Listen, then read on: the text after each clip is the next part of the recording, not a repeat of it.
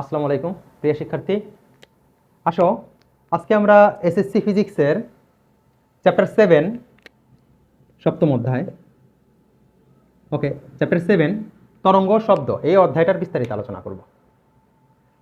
তো আসো অধ্যায়ের শুরুতেই আমরা প্রথমে যেটা জানবো যে অধ্যায়টার নামটা সম্পর্কে আমরা একটু দেখি দেখি আসলে কি কি আছে। এখানে দেখো বলছে প্রথমে তরঙ্গ। তরঙ্গ তার মানে তরঙ্গ সম্পর্কে আমরা আগে জানবো, এরপরে শব্দ। শব্দ জানার মাধ্যমে আমরা অধ্যায়টা শেষ করব। তো তরঙ্গ, তো তরঙ্গ সম্পর্কে জানতে হলে প্রথমে আমাদের যেটা জানতে হয় সেটা হলো তরঙ্গ আসলে কি। তরঙ্গের আমরা যদি গদ্বাদা সংজ্ঞাটা বলি, সংজ্ঞাটা এরকম যে পর্যায়ভিত্তিক আন্দোলন। কেমন আন্দোলন? পর্যায়ভিত্তিক আন্দোলন। ওকে, কোনো জড় মাধ্যমের এক স্থান হতে অন্য স্থানে শক্তি সঞ্চালিত করে, কিন্তু মাধ্যমের কণাগুলোকে স্থায়ীভাবে স্থানান্তরিত করে না, তাকে তরঙ্গ বলা হয়।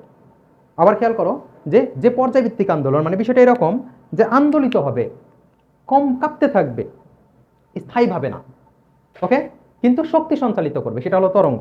এই যে তরঙ্গ জানতে হলে আমাদের আরেকটা জিনিস একটু জেনে আসতে হয় পেছনের দিকে, সেটা আমরা একটু জেনে আসি। সেটা হলো গতি। একদম শুরুর দিকে দেখো আমরা সবাই জানি যে গতি টোটাল, আমরা গতি অধ্যায় থেকে আমরা পড়ে আসছিলাম যে গতি টোটাল আছে 5 প্রকার। কয় প্রকার? 5 প্রকার। এই 5 প্রকার গতির মধ্যে আমরা প্রথমে পাইছিলাম হলো সরলরৈখিক গতি বা রৈখিক গতি, চলন গতি। এরপরে কি পাইছিলাম? বৃত্তাকার বা ঘূর্ণন গতি। তারপরে পাইছিলাম আমরা পর্যায়বৃত্তিক গতি। আর লাস্ট পঞ্চম আমরা পাইছিলাম হলো কি?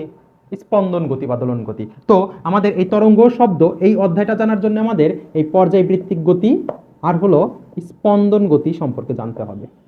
তো এই পর্যায়বৃত্তিক গতি, স্পন্দন গতি সম্পর্কে আমাদের জানতে হবে, তাহলে আমরা এই অধ্যায়টা ভালোভাবে বুঝতে পারবো।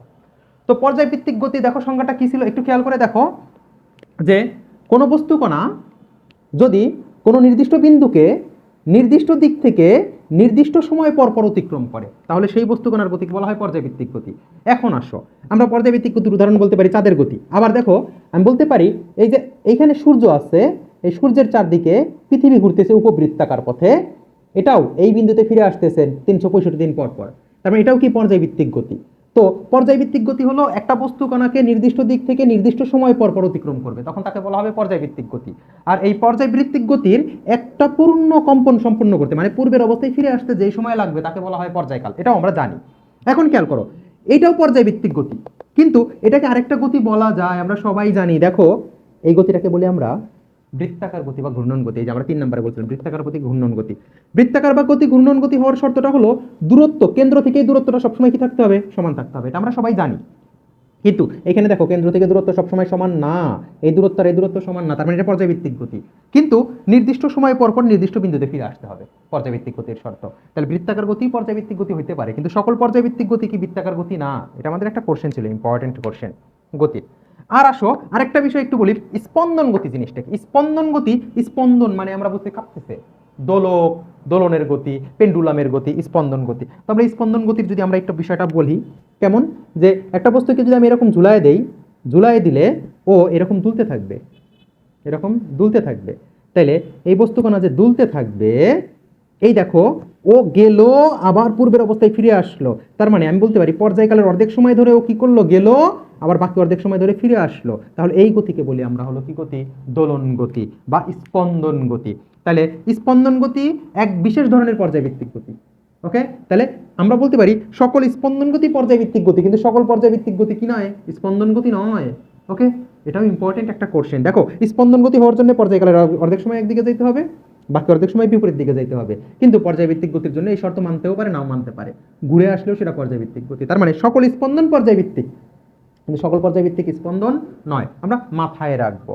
এখন আসো আমাদের অধ্যায়টার শুরুটা হয়েছে যে তরঙ্গ দিয়ে। সেই তরঙ্গ জানার আগে আমরা কেন গতি সম্পর্কে জানলাম? গতি সম্পর্কে জানার কারণটা হলো যে আমাদের এখানে দোলক সম্পর্কে কিছু একটা বলা আছে।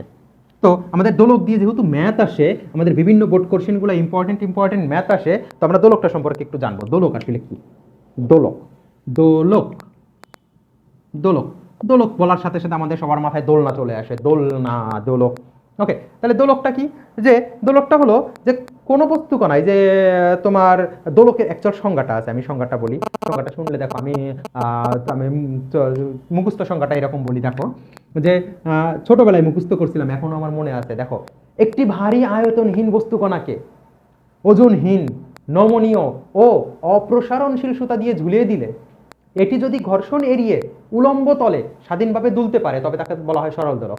তার মানে একটা ভারী কিন্তু আয়তন থাকবে না, এটা ভারী কিন্তু আয়তন থাকবে না, ভারী আয়তনহীন বস্তু কোনাকে ওজনহীন নমনীয় অপ্রসারণশীল সুতা, তার মানে এই সুতাটা থাকবে ওজনহীন নমনীয় এবং প্রসারিত হইতে পারবে না।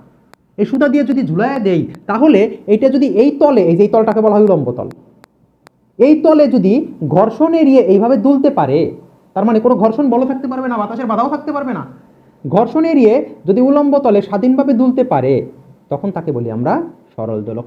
সরল দোলকটা আমাদের আগের সিলেবাসে ছিল, এখন আমাদের নাই। ওকে, বাট আমাদের ম্যাথ আসে, সরল দোলকের ফর্মুলা দিয়ে আমাদের ম্যাথ আসে। তাহলে এটা ভারী আয়তনহীন বস্তু কণাকে ওজনহীন নমনীয় অপ্রসারণশীল সুতা দিয়ে ঝুলিয়ে দিলে এটা যদি ঘর্ষণ এড়িয়ে উলম্ব তলে স্বাধীনভাবে দুলতে পারে তখন তাকে কি বলবো? সরল দোলক। এখন এই সরল দোলক জানার সাথে সাথে দেখো আমাদের কয়েকটা জায়গায় একটু ভালোভাবে জানতে হবে, সেটা হলো সরল দোলকের ক্ষেত্রে কি কি ম্যাথ আসে, কিভাবে ম্যাথ আসে সেটা জানার জন্য আমরা একটু খেয়াল করো। দেখো এখানে সরল দোলক সম্পর্কে যদি আমি একটু বলি, এখানে দেখো যে এইখানে আমি এইখানে আমি একটা দোলক আঁকলাম, এখানে বস্তুটাকে ঝুলাইয়ে দিছি আমি। এখানে যেই বস্তুটাকে আমরা ঝুলাইয়ে দেই এই বস্তুর একটা কি আছে? ব্যাসার্ধ আছে, ব্যাসও থাকতে পারে, ব্যাসার্ধ যাই বলো না কেন। এই বস্তুটার নাম হলো বব বা পিণ্ড, বব বা পিণ্ড। তার মানে যেই ভারী বস্তুকে ঝুলাইয়ে দেওয়া হয় তাকে বলা হয় বব বা পিণ্ড। সেকেন্ড, আসো সংজ্ঞাগুলো আমরা লিখে ফেলবো সাথে সাথে। এরপরে এটাকে বলা হয় ঝুলন বিন্দু। কি বিন্দু? ঝুলন বিন্দু। তার মানে সরল দোলককে যেই বিন্দু থেকে ঝুলাই দেওয়া হয় তাকে বলা হয় ঝুলন বিন্দু। আমি বুঝলেই দেখো কতটা ইজি হয়ে যায়। এরপরে দেখো আমাকে বলা হয় এই যে এই দৈর্ঘ্যটা কার দৈর্ঘ্য বলো তো? সুতার দৈর্ঘ্য। কার দৈর্ঘ্য? সুতার দৈর্ঘ্য। এই দৈর্ঘ্যটাকে কি বলা হয়? সুতার দৈর্ঘ্য। ওকে, তাহলে এই দৈর্ঘ্যটা হলো কার দৈর্ঘ্য? সুতার দৈর্ঘ্য। এখন আসো এইটা ববের ব্যাসার্ধ। তাহলে এখানে একটা শব্দ আছে যার নাম হলো কার্যকরী দৈর্ঘ্য। কি দৈর্ঘ্য? কার্যকরী দৈর্ঘ্য। তাহলে কার্যকরী দৈর্ঘ্য হলো ববের ঝুলন বিন্দু থেকে ভরকেন্দ্র পর্যন্ত দূরত্ব। ঝুলন বিন্দু থেকে ভরকেন্দ্র পর্যন্ত দূরত্বকে বলা হয় কার্যকরী দৈর্ঘ্য। তার মানে আমরা সুতার দৈর্ঘ্যকে যদি স্মল এল দ্বারা প্রকাশ করি আর ভরকেন্দ্রের এইটুকুর দূরত্বকে যদি স্মল আর দ্বারা প্রকাশ করি তাহলে বলো কার্যকরী দৈর্ঘ্য আমরা প্রতীকের সাহায্যে প্রকাশ করি। এল ইকুয়াল স্মল এল প্লাস আর। স্মল এল প্লাস কত? আর। তাহলে আমি এটা লিখতে পারি। ওকে, এল ইকুয়াল কত? স্মল এল প্লাস আর। আর এইখান থেকে এই সংজ্ঞাগুলো আমরা মাথায় রাখবো। বব কাকে বলে? হয় যে ভারী বস্তুকে ঝুলাই দেওয়া হয় তাকে বলে ভব, পিণ্ড, বব বা পিণ্ড, ঝুলন বিন্দু, সুতার দৈর্ঘ্য, আর এটা কার্যকরী দৈর্ঘ্য। আর এখান থেকে আমরা পর্যায়কালের সূত্রটা পাই। সেই সূত্রটা আমরা বড় হলে যখন বড় হব তখন স্পন্দন গতির আমরা আরেকটা সংজ্ঞা পাবো। স্পন্দন গতির ওই সংজ্ঞা থেকে আমরা তখন পাবো যে T equal twice pi root over L divided by G. তো একটু খেয়াল করে আমাকে বলো এই টিটার নাম কি? এই টিটার নাম হলো পর্যায়কাল। কি কাল? পর্যায়কাল। ওকে, বা দোলনকাল, বা দোলনকাল, দোলনকাল। আচ্ছা, আর এলটা হলো কি? কার্যকরী দৈর্ঘ্য। মাথায় রাখবো সুতার দৈর্ঘ্যের সাথে ববের ব্যাসার্ধ যোগ করতে হবে। যদি কোনো কারণে স্যারের আমাদের ববের ব্যাসার্ধ না দিয়ে ব্যাস দিয়ে দেয় সেক্ষেত্রে ব্যাসকে আমরা 2 দ্বারা ভাগ করে ব্যাসার্ধ পাবো। আমার ভরকেন্দ্র পর্যন্ত দূরত্ব লাগবে। ওকে, মাথায় রাখবো যেটা হলো ওই স্থানের অভিকর্ষ ত্বরণ, আর 2 পাই আমরা নির্দিষ্ট মান জানি। এখান থেকে আমি পর্যায়কাল বের করতে পারবো। তো এটা দিয়ে আমাদের প্রচুর ম্যাথ আসে, প্রচুর ম্যাথ আসে। তো আমরা খুব ভালোভাবে ফর্মুলাটা মাথায় রাখবো। আমাদের এইটা বলার পরে আমাদের বলা আছে পরবর্তী শ্রেণীতে তোমরা জানবা এটা সম্পর্কে, এরকম বলা আছে। বাট আমাদের ম্যাথ আসে যেহেতু ইম্পর্টেন্ট টপিকটা খুবই খুবই খুবই খুবই গুরুত্বপূর্ণ, আমরা ম্যাথ করবো এটা দিয়েও। এখন আসো পরেরটায় চলে যায়। আমাদের আরেকটা শব্দ আছে যেটার নাম হলো স্প্রিং। একটু খেয়াল করো যে দোলকটা যেরকম এরকম দুলতে থাকে, আমি যদি এখানে স্প্রিং এর কথা বলি, স্প্রিং সম্পর্কে আমরা চ্যাপ্টার 4-এও দেখে আসছি। স্প্রিংকে যদি আমি এরকম, এই যে এরকম ভাবে একটা স্প্রিং থাকে, এই স্প্রিংটাকে যদি আমি একটু টেনে ছেড়ে দেই, একটা ভার ঝুলাই দিছি, এরপরে যদি আমি টেনে ছেড়ে দেই, এরকম আমি টেনে ছেড়ে দিলাম, তখনও কি করতে থাকবে? এরকম দুলতে থাকবে। এটা বিস্তার নিয়ে কি করতে থাকবে? দুলতে থাকবে। তার মানে এই যে দুলতে থাকবে, ও দেখো এটা স্পন্দন গতি, স্পন্দন গতি বা দোলন গতি। তার মানে এরও একটা কি থাকবে? পর্যায়কাল থাকবে। এর পর্যায়কালের সূত্র হলো T equal twice pi M divided by K. T equal twice pi root over M divided by K. আচ্ছা, একটু খেয়াল করে দেখো এই কেটাকে বলা হয় স্প্রিং ধ্রুবক বা বল ধ্রুবক। স্প্রিং ধ্রুবক বা বল ধ্রুবক। আচ্ছা, বল ধ্রুবক। পাশাপাশি একটু খেয়াল করো এমটা জানি আমরা ভর, এই যে ভরটা ঝুলাই দিচ্ছি যেটা সেই ভর 2 পাই আমরা দোলনকাল জানি। এখন এই কেটা নিয়ে আমাদের আরেকটু কথা আছে। আমরা জানি এফ ইকুয়াল মাইনাস কে এক্স। আমাদের মাঝে মাঝে এই কেটা বের করে নিতে হয়। আবার আমরা স্প্রিং এর সঞ্চিত শক্তির ফর্মুলা আমরা দেখে আসছি, কোন অধ্যায়ে দেখে আসছি? চ্যাপ্টার 4-এ। U equal half of K X square. মাঝে মাঝে এখান থেকেও কে এর মান বের করে নিতে হয়, অথবা এখান থেকে কে এর মান বের করে নিতে হয়। তো কে এর মান বের করে নিয়ে তারপরে আমাদের ম্যাথ সলভ করতে হয়। তো আমরা এই টপিকটুকু খুব ভালোভাবে দেখব। অধ্যায়ের শুরুতে এটা সম্পর্কে বলা আছে, আর আমরা বিভিন্ন সময় এটা স্কিপ করে যাই না বুঝার কারণে, কিন্তু এখানকার ম্যাথগুলো সবচেয়ে সহজে সলভ করা যায়। তো আমরা খুব ভালোভাবে এই অংশটা মাথায় রাখবো। তো চলে আসো এর পরবর্তীতে আমরা দেখো ওই যে তরঙ্গের কথা বলতে যে চলে আসলাম গতিতে। গতিতে আসার পরে আসলাম পর্যায়ভিত্তিক গতিতে, পর্যায়ভিত্তিক গতি থেকে স্পন্দন গতিতে আসলাম, স্পন্দন গতিতে আসার সাথে সাথে আমরা এটাই চলে আসছি। এখন আসো তরঙ্গতে চলে যাব। তরঙ্গও এক ধরনের পর্যায়ভিত্তিক গতি বা মানে পর্যায়ভিত্তিক গতি, আমরা তরঙ্গে চলে যাব। তো বা পর্যায়ভিত্তিক আন্দোলন যেটাকে বলা হয়। তো তরঙ্গে আমরা চলে যাই। খেয়াল করো তরঙ্গটা সম্পর্কে আমরা একটু বলি। বলা হয় এরকম, আমরা তরঙ্গটা অনেক সময় ফিল করতে পারি না, বুঝি না। আজকে আমি তোমাদের তরঙ্গটা খুব ভালোভাবে বুঝাই দিব। খেয়াল করো তরঙ্গ। তো তরঙ্গটা হলো এরকম যে আমরা তরঙ্গ বলার সাথে সাথে দেখো আমাদের চোখের সামনে ভেসে ওঠে যে আমরা নদীর পাড়ে বসে আছি, নদীর পাড়ে বসে আছি, আর আমাদের সামনে ঢেউ খেলতেছে, পানি ঢেউ খেলতেছে। তার মানে আমরা এটাকে দেখতে পাই, আমরা এটাকে চোখের সামনে দেখতে পাই। এটা হলো তরঙ্গ। তরঙ্গ বলতে আমরা এটাকে বুঝি। এটা মানে কি, এটাই কি তরঙ্গ, যে আমাদের এটা হলো একটা তরঙ্গ। তাহলে এটা কিভাবে তরঙ্গ, কেমনে এটা পর্যায়ভিত্তিক আন্দোলন হইলো, কিভাবে শক্তি সঞ্চালিত করলো, কেমনে কি হইলো সেটা তো আমরা বুঝি না। আমরা কিভাবে কি হইলো সেটা একটু বোঝার চেষ্টা করব। একটু খেয়াল করো, আমি কোনো একদিন আমি কি বলে যাচ্ছি স্কুলে। তো মানে স্কুলের সামনে দিয়ে, একটা স্কুলের সামনে দিয়ে যাচ্ছি, যাওয়ার টাইমে দেখি অ্যাসেম্বলি হচ্ছে। অ্যাসেম্বলি সম্পর্কে, পিটি সম্পর্কে আমরা সবাই জানি। তো দেখলাম ওইখানে বাচ্চাদেরকে বসানো আছে। আমি ছোটবেলায় এটা ওইভাবে ফিল করতে পারি নাই যখন আমরা অ্যাসেম্বলি করতাম। আমি যখন কিন্ডারগার্টেন স্কুল বা কেজি স্কুলে পড়তাম তখন, যখন আমি দূর থেকে দেখতেছিলাম তখন দেখলাম বাচ্চাদেরকে কি করা হয়েছে, এই যে আমরা এরকম কা কা এরকম টাইপের কিছু একটা করাচ্ছে। খেয়াল করে দেখো, একটু ইমাজিন করো, একটু চিন্তা করে দেখো, যখন বাচ্চারা ওঠানামা করতেছে, এরকম ওঠানামা করতেছে, তখন ঢেউটা মনে হচ্ছে সামনের দিকে ঢেউ আছড়ে পড়তেছে। তো এইখানে এই প্রত্যেকটা কণাকে তুমি এক একটা বাচ্চা চিন্তা করো, বা এক একজন পার্সন চিন্তা করো। আর এই বাচ্চাটা যখন ওঠানামা করতেছে এরকম ভাবে, ও যখন এই অবস্থানে আছে তখন এই বাচ্চাটা এই অবস্থানে আছে, তখন এই বাচ্চাটা এই অবস্থানে আছে, তখন এই বাচ্চাটা এই অবস্থানে আছে, এই বাচ্চাটা এই অবস্থানে আছে, এই বাচ্চাটা এই অবস্থানে আছে, এই বাচ্চাটা এই অবস্থানে আছে, এইভাবে আছে। তার মানে এই বাচ্চাটা দেখো নিজের অবস্থানের পরিবর্তন করতেছে না, ও শুধু কি করতেছে, ওঠানামা করতেছে। এইখানকার বাচ্চাটা এই অবস্থানে আছে, এইভাবে আছে। তার মানে এরা সবাই কি করতেছে, ওঠানামা করতেছে। আমি এই অবস্থাকে মিডল অবস্থা বলতেছি। মানে ধরো এই যে মাঝামাঝি এরকম থাকাটাকে, এর নিচে গেলে নিচে চলে গেল, উপরে গেলে উপরে চলে আসলো, এই অবস্থাকে বলা হয় সাম্যাবস্থা। কি অবস্থা? সাম্যাবস্থা। এই অবস্থাকে কি বলা হয়? সাম্যাবস্থা। আর এখানে উপরে নিচে ওঠানামা করতেছে। একটু খেয়াল করে দেখো, শক্তিটা সামনের দিকে আছড়ে পড়তেছে। তো এখন এটাকে তুমি যদি আরো ভালোভাবে ফিল করতে চাও, আর একটু ভালোভাবে ফিল করতে চাও, দেখবা আমি ছোটবেলায় নদীর পাড়ে বসে থেকে কি করতাম, এইভাবে ঢিল ছুঁড়ে মারতাম পানির মধ্যে। তো দেখতাম কি যে ঢিল ছুঁড়ে মারলে নর্মালি বাতাসের কারণে বিভিন্ন কিছু চেঞ্জ হয়। আমরা যদি বাতাস না থাকতো সেক্ষেত্রে কি ঘটনা ঘটতো, দেখতাম ঢেউটা উপরে নিচে এরকম ওঠানামা করতেছে। ওইখানে কচুরি পানা আছে, কচুরি পানাটাও কি করতেছে, ওঠানামা করতেছে। কিন্তু ঢেউটা সামনে এসে পারে এসে কি করতেছে, আছড়ে পড়তেছে। যখন ট্রলার চলে যাইতো বা বিভিন্ন কিছু চলে যাইতো তখনও দেখতাম যে ঢেউটা এরকম ওঠানামা করতেছে, কিন্তু ওইখানকার ওই কচুরি পানাটা ওই অবস্থানেই আছে, শুধুমাত্র কি করতেছে, এরকম ওঠানামা করতেছে। আর শক্তিটা সামনে যে আছড়ে পড়তেছে। তার মানে এখানকার কণাগুলা শুধু কি করে, এই যে ওঠানামা করে, এই যে ওঠানামা করে, ওঠানামা করে, আর শক্তিটা সামনের যে আছড়ে পড়ে। তোমরা দড়ির কথা যদি চিন্তা করো, দড়িতে গিট দিবা বিভিন্ন জায়গায়, গিট দেওয়ার পরে এক পাশে বাঁধবা আর এক পাশে এরকম ধরবা, এরকম করবা, দেখবে একটা ঢেউয়ের সৃষ্টি হচ্ছে। বাট ওই যে প্রত্যেকটা গিটকে তুমি আলাদা করে চিন্তা করো, প্রত্যেকটা গিট কি নিজের অবস্থানের পরিবর্তন করতেছে? করতেছে না। কিন্তু এই পাশে যে ধরে আছে সে একটা বল অনুভব করবে, তার মানে শক্তি সঞ্চালিত হচ্ছে। আমি কথাটা ক্লিয়ার করতে পারছি আমার বিশ্বাস। এখন আসো স্প্রিং এর ক্ষেত্রেও, আমরা স্প্রিং এর ক্ষেত্রে এই ঘটনাগুলো ঘটে। তাহলে আমরা তরঙ্গ আসলে জিনিসটা কি সেটা বুঝলাম, যে ওরা কণাগুলা কি করে, সাময়িক অবস্থানের পরিবর্তন করে, স্থায়ীভাবে স্থানান্তরিত হয় না, কিন্তু শক্তি সঞ্চালিত হয়। তরঙ্গ টোটাল আছে দুই রকমের, একটা হলো অনুদৈর্ঘ্য তরঙ্গ, আর একটা হলো অনুপ্রস্থ তরঙ্গ। খেয়াল করো দুই রকমের তরঙ্গ সম্পর্কে আমি একটু বলি। অনুদৈর্ঘ্য আর অনুপ্রস্থ। প্রথমে আসো আমরা অনুপ্রস্থ তরঙ্গ সম্পর্কে বলি। বলা হয় যে তরঙ্গ কম্পনের দিকের সাথে সমকোণে অগ্রসর হয়, অনুপ্রস্থ তরঙ্গ, এটার নাম হলো অনুপ্রস্থ, অনুপ্রস্থ বা আর তরঙ্গ যেটাকে বলা হয়, বা আর তরঙ্গ। তাহলে এই তরঙ্গ দেখো কম্পন, এই যে এইদিকে কম্পন হচ্ছে, এদিকে কম্পন হচ্ছে, এদিকে কম্পন হচ্ছে, আর শক্তি সঞ্চালিত হচ্ছে সামনের দিকে। তাহলে এই কম্পনের দিকের সাথে কত ডিগ্রি কোণে অগ্রসর হচ্ছে, 90 ডিগ্রি কোণে অগ্রসর হচ্ছে, সেটা হলো অনুপ্রস্থ তরঙ্গ। এই তরঙ্গের ক্ষেত্রে একটু খেয়াল করে দেখো, এখানে কি থাকে, চূড়া থাকে, এটা খাঁজ থাকে। তার মানে এটা চূড়া থাকবে, এটা খাঁজ থাকবে। আর এই দুটি চূড়ার মধ্যবর্তী দূরত্বকে আমরা কি বলবো, ল্যামডা। খুব ভালোভাবে মাথায় রাখবো, কেন ল্যামডা হইলো সেটা আমরা ব্যাখ্যায় আসবো। আবার দুটি খাঁচের মধ্যবর্তী দূরত্বকে আমরা কি বলবো, ল্যামডা। এই পয়েন্টগুলো আমরা খুব ভালোভাবে মাথায় রাখবো।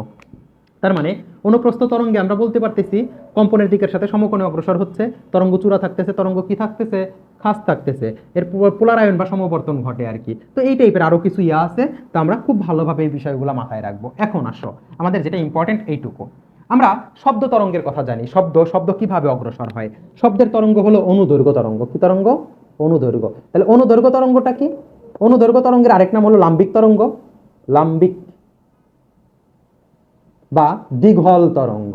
তাহলে এই লাম্বিক বা দীঘল তরঙ্গটা আমরা একটু বোঝার চেষ্টা করি। দেখো, যে তরঙ্গ কম্পনের দিকের সাথে সমান্তরালে অগ্রসর হয়, তার মানে আমি সহজ কথাই বলতে পারি সংকোচন প্রসারণের মাধ্যমে যেই তরঙ্গ অগ্রসর হয় সামনের দিকে, সেটাকে বলা হয় অনু কি দৈর্ঘ্য তরঙ্গ। এই যে সংকোচন ঘটছে, দেখো এই যে প্রসারণ ঘটছে, এই যে সংকোচন ঘটছে, আবার এই যে প্রসারণ ঘটবে, আবার এই যে সংকোচন ঘটবে, এই যে সংকোচন ঘটবে, আবার এই যে প্রসারণ ঘটছে, সংকোচন ঘটবে। তার মানে এরকম সংকোচন প্রসারণ এভাবে অগ্রসর হয়, সেই তরঙ্গকে বলা হয় অনুদৈর্ঘ্য তরঙ্গ। তাহলে এখানে থিটা এর মান কত ডিগ্রি? থিটা এর মান তোমরা আমাকে বলবা, এটা থিটার মান কত ডিগ্রি হবে নিজেরা চিন্তা করে, যে কম্পনের দিকের সাথে সমান্তরালে অগ্রসর হচ্ছে।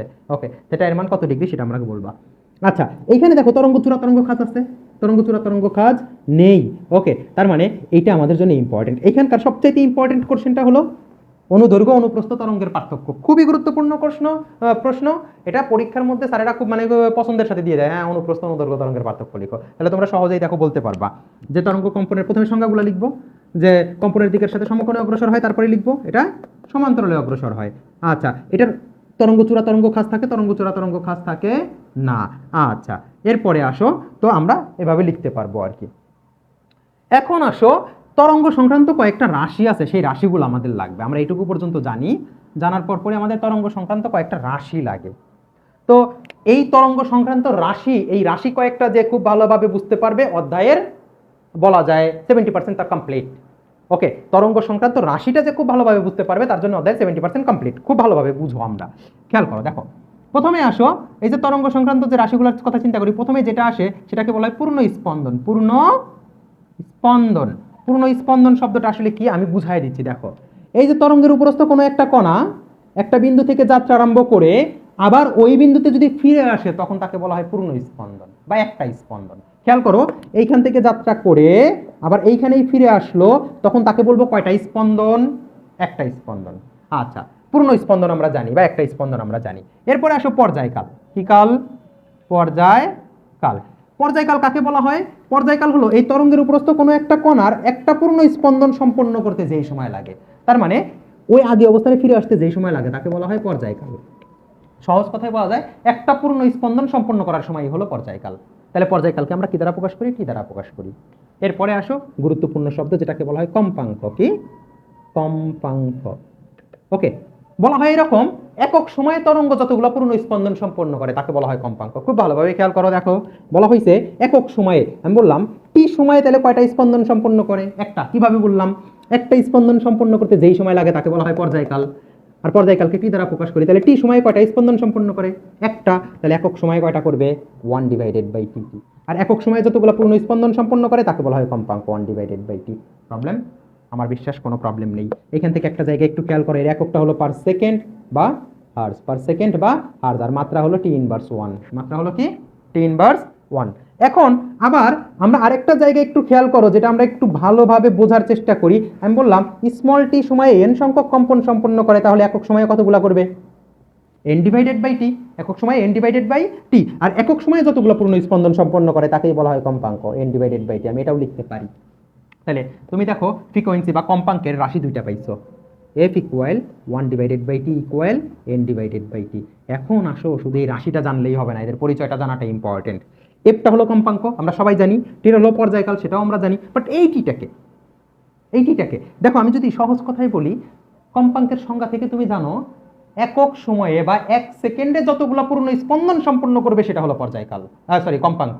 একক সময়ে বা এক সেকেন্ডে যতগুলো পূর্ণ স্পন্দন সম্পন্ন করবে সেটা হলো কি? কম্পাঙ্ক। তাহলে বলো এই টি সময়ে n সংখ্যক কম্পন সম্পন্ন করছে, আমি বললাম 5 সেকেন্ডে 10টা কম্পন সম্পন্ন করছে, পর্যায় কম্পাঙ্ক কত? তুমি বলবা 1 সেকেন্ডে যতগুলো স্পন্দন সম্পন্ন করে সেটাই হলো তার কম্পাঙ্ক। তাহলে বলবা কি 5 সেকেন্ডে 10টা করছে, 1 সেকেন্ডে 10 ডিভাইডেড বাই 5, তার মানে 2টা কম্পন সম্পন্ন করছে। আর 1 সেকেন্ডে যতগুলো পূর্ণ স্পন্দন সম্পন্ন করে সেটাই হলো কম্পাঙ্ক। এইটাকে আমরা n দ্বারা প্রকাশ করছি, সরি টি দ্বারা প্রকাশ করছি, এটাকে n দ্বারা প্রকাশ করছি। তাইলে বলো এটাকে আমরা কি পাই? n ডিভাইডেড বাই টি পাই না? সেই সুবাদে আসছে। তার মানে এই টিটা হলো n সংখ্যক কম্পনের সময়, আর এই nটা হলো কম্পন সংখ্যা। ক্লিয়ার? ক্লিয়ার। এখন খেয়াল করো, এরপরে আমাদের যেই শব্দটা লাগবে সেটার নাম হলো তরঙ্গ দৈর্ঘ্য। তরঙ্গ দৈর্ঘ্য আরেকটা গুরুত্বপূর্ণ শব্দ, তরঙ্গ দৈর্ঘ্য। একটু খেয়াল করো তরঙ্গ দৈর্ঘ্যটা কি? তরঙ্গ দৈর্ঘ্য হলো এই যে তরঙ্গের উপরস্থ কোনো একটা কণার একটা স্পন্দন সম্পন্ন করতে যে সময় লাগে, ওই সময়ে যদি তরঙ্গটা কোনো একটা দূরত্ব অতিক্রম করত, ওই সময় তরঙ্গটা যদি কোনো দূরত্ব অতিক্রম করতো, সেই দূরত্বকে বলবো আমরা তরঙ্গ দৈর্ঘ্য। খেয়াল করো, তাহলে একটা স্পন্দন সম্পন্ন করতে যেই সময় লাগে সেটাকে আমরা কি বলি? টি। আর ওই সময়ে যে দূরত্ব অতিক্রম করবে তাকে কি বলবো আমরা? তরঙ্গ দৈর্ঘ্য, ল্যামডা। তাহলে বলো টি সময়ে কতটুকু দূরত্ব অতিক্রম করবে? ল্যামডা। আমি আরেকটা কথা অনুরূপভাবে বলতে পারি যে একটা স্পন্দন সম্পন্ন করে কত দূরত্ব অতিক্রম করবে, তুমি বলবা ল্যামডার সমান, মানে তরঙ্গ দৈর্ঘ্যের সমান। কথাটা বুঝো যে একটা স্পন্দন সম্পন্ন করতে যে সময় লাগে, ওই সময়ে যে দূরত্ব অতিক্রম করে তাকে বলা হয় তরঙ্গ দৈর্ঘ্য। তাহলে একটা স্পন্দন সম্পন্ন করে কত দূরত্ব অতিক্রম করে?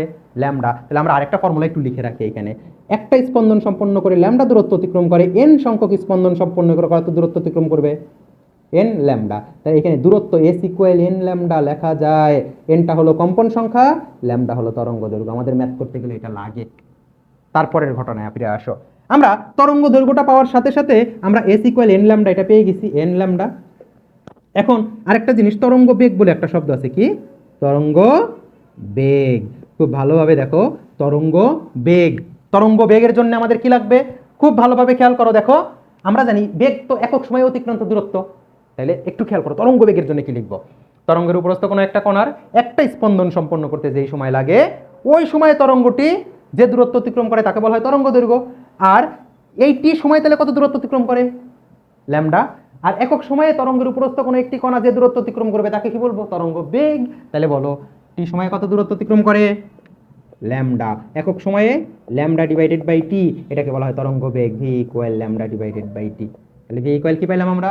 Lambda divided by T. ভিটাকে দেখো আরো ভাঙায় ভাঙায় কি লেখা যায়? Lambda divided by T equal, এই যে 1 ডিভাইডেড বাই টি এর পরিবর্তে কি লেখা যায়?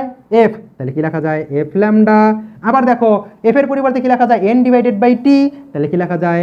N lambda divided by small T.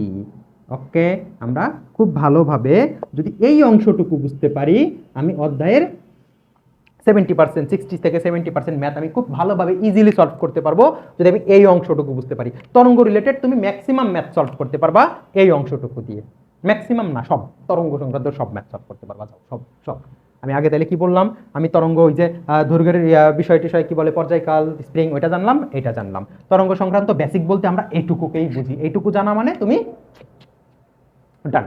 ওকে, এখন আসো তরঙ্গের পর পর যেই শব্দটা লাগে, আমি বলছিলাম আমাদের অধ্যায়টা শুরু দুইটা শব্দ নিয়ে, একটা হলো তরঙ্গ, সেই তরঙ্গ কমপ্লিট, আর আমাদের একটা শব্দ লাগে যেটার নাম হলো শব্দ। কি?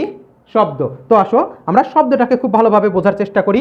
শব্দটা আসলে কি, শব্দটা নিয়ে আমরা একটু বোঝার চেষ্টা করি। আমরা এইটুকু নোটস করে ফেলবো। ওকে, এখন আসো শব্দ। শব্দটা কি?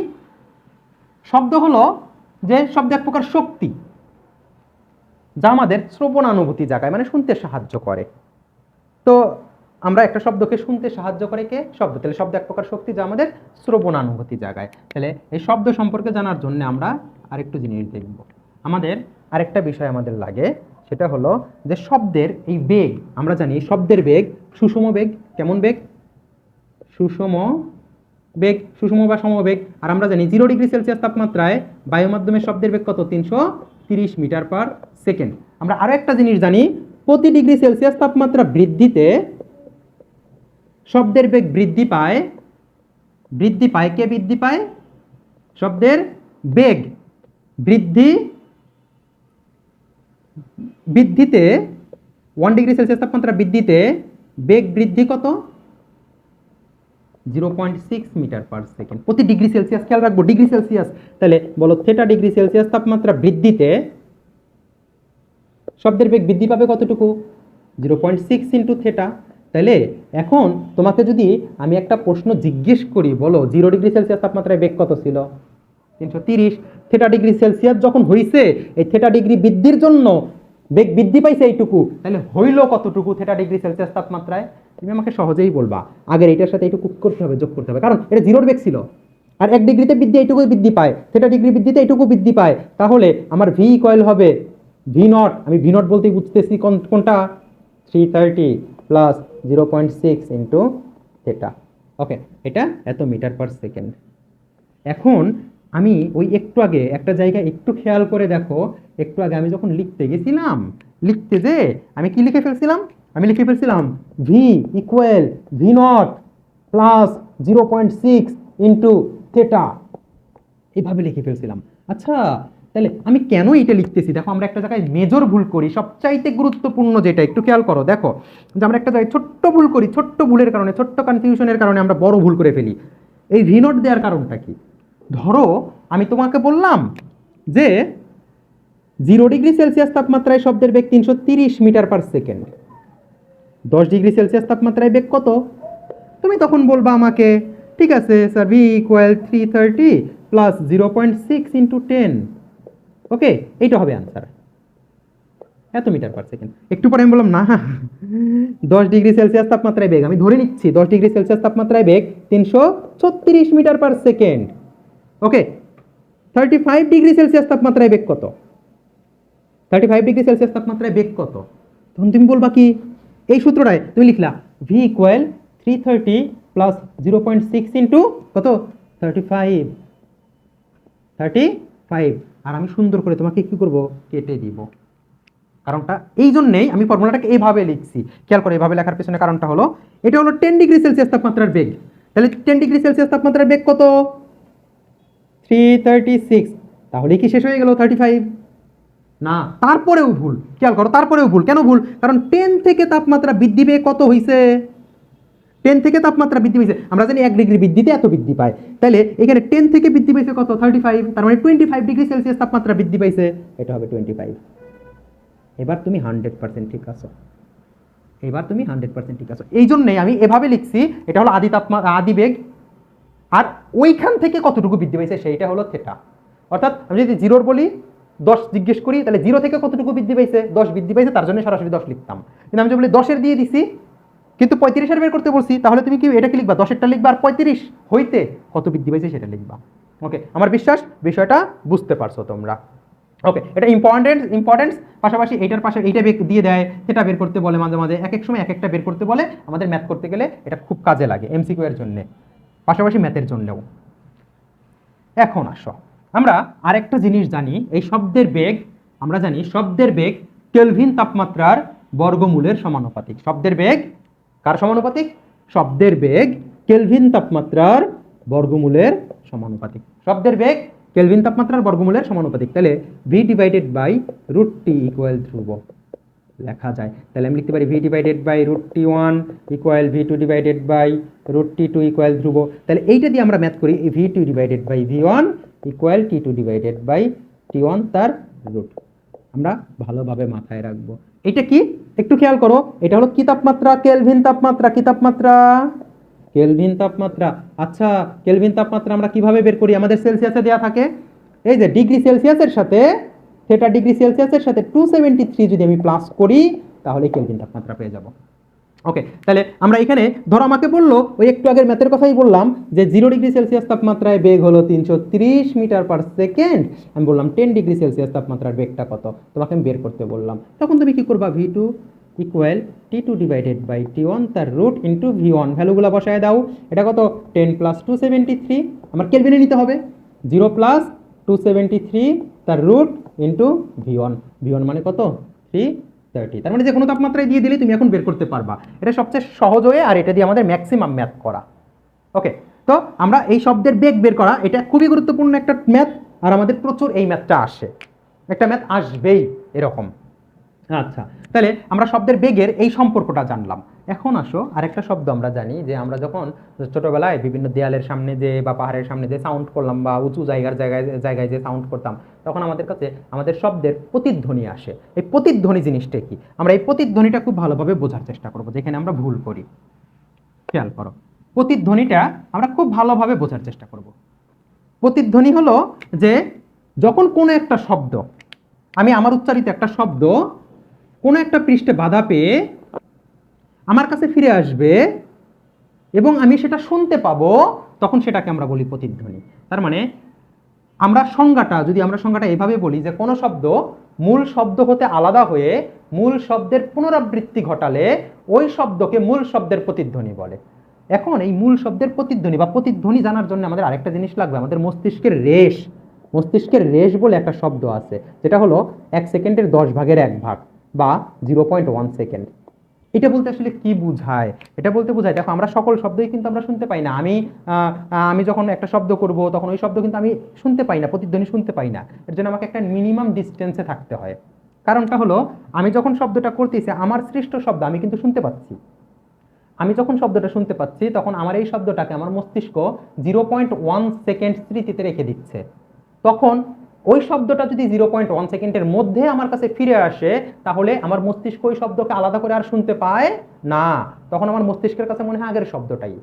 কিন্তু শব্দটা যদি 0.1 সেকেন্ড বা তারপরে যদি আসতো, তাহলে আমি শব্দটাকে আলাদা করে আরেকটা শুনতে পাইতাম, যেটাকে আমরা বলি ইকো, প্রতিধ্বনি হচ্ছে।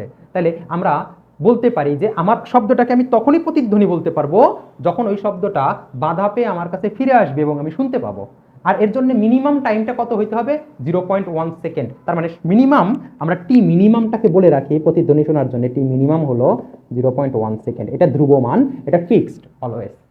প্রতিধ্বনি শোনার জন্য মিনিমাম মানটা যখন আমি বলবো, মিনিমাম মানটা এটা। এর চেয়ে যখন আমরা বেশি টাইম হবে তখন শুনতে পাবো, বাট এর চেয়ে কম হলে আমি শুনতে পাবো না। এখন আসো, এই যে আমি শব্দটা উচ্চারণ করলাম, আমি সোর্স, এখান থেকে শব্দটা গেল, যে আবার আমার কাছে ফিরে আসলো, তখন আমি প্রতিধ্বনি শুনতে পাবো। আমি ধরে নিলাম এইখান থেকে যে আমার এই প্রতিফলক পৃষ্ঠ, এটার দূরত্ব হলো ডি। তুমি আমাকে বলো, আমরা সূত্র মুখস্থ করি 2d = vt, এইভাবে লিখি। এই ভিটা হলো শব্দের বেগ, আর ভি বের করার ওয়ে কিন্তু আমরা দেখে আসছি, t2 / t1 তার রুট ইন্টু v1। ওকে, এটাকে আমরা সেই বেগ বলি, ভি2 বলি আর কি, ভি2 বা ভি যাই বলো না কেন। এখন আসলে আমরা এটা মুখস্থ করি। আসলে এটা মুখস্থ করা যাবে না, এটা মুখস্থ করা হলো সবচাইতে বড় বোকামি। শব্দের বেগ কি বেগ? সুষম বেগ বা সমবেগ। শব্দের বেগ কি বেগ?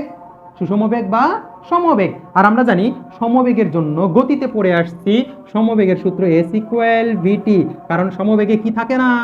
ত্বরণ থাকে না। তোমরা এইভাবেও বলতে পারো s = ut = vt। এই ইউ আর ভি সমবেগ, সমবেগে কোনো ত্বরণ থাকে না। এখন আমার কথা হলো, এই শব্দটা গেল, এই শব্দ এই যে গেছে, আবার শব্দটা কি করতেছে? ফিরে আসতেছে। শব্দ গেল আবার ফিরে আসলো, এই দুইটা শব্দ, যাচ্ছে একটা শব্দ, আসতেছে আর একটা শব্দ, সেটা ইকুয়াল ভিটি। ওইখান থেকে পাই 2d = vt। তো আমরা যদি এইভাবে না বুঝি তাহলে আমরা কিছু জায়গায় ভুল করি। কোথায় ভুল করি সেই জায়গাটা আমি একটু বলতেছি। ওকে, একটু মনোযোগ দিয়ে দেখবা, এটা ইম্পর্টেন্ট একটা ম্যাথ। যে 2d = vt এটা আসলো কিভাবে সেটা তো আমরা বুঝতে পারছি। আসলে কেন আমরা এভাবে বুঝে রাখবো যে s = vt, সমবেগ, সমবেগের জন্য মোট দূরত্ব = vt, আর মোট দূরত্ব কি? শব্দ যাচ্ছে আবার ফিরে আসতেছে = vt। কেন আমরা এই শব্দটাকে এইভাবে বলি, কেন আমরা এভাবে বললাম?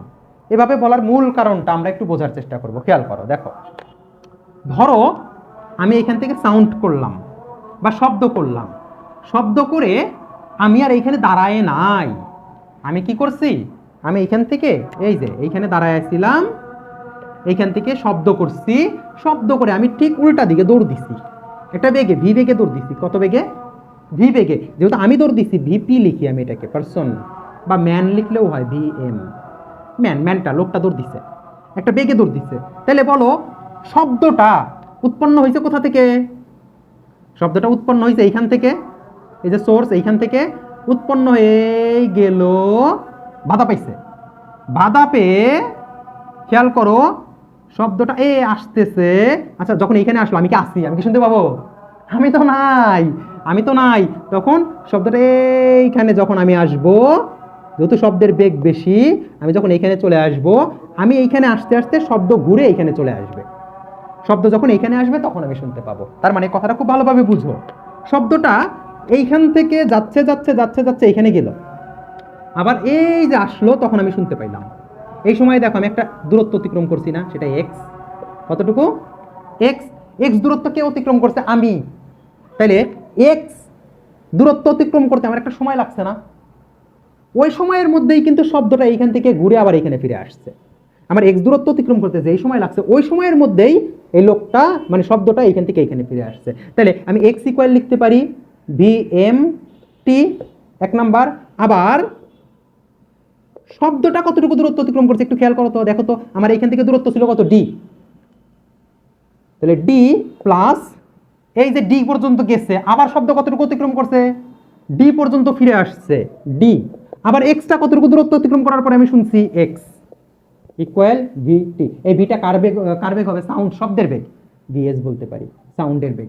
বা ওই যে ভি টু যেটাকে বলছিলাম আমরা, সাউন্ডের বেগ। তাহলে এইখান থেকে আমি এটাকে 2 নাম্বার বলতে পারি। আর এই 1 আর 2, 1 ও 2 থেকে আমি যেই সমীকরণ পাবো সেখান থেকে বলতে পারি 2D plus VMT equal VST.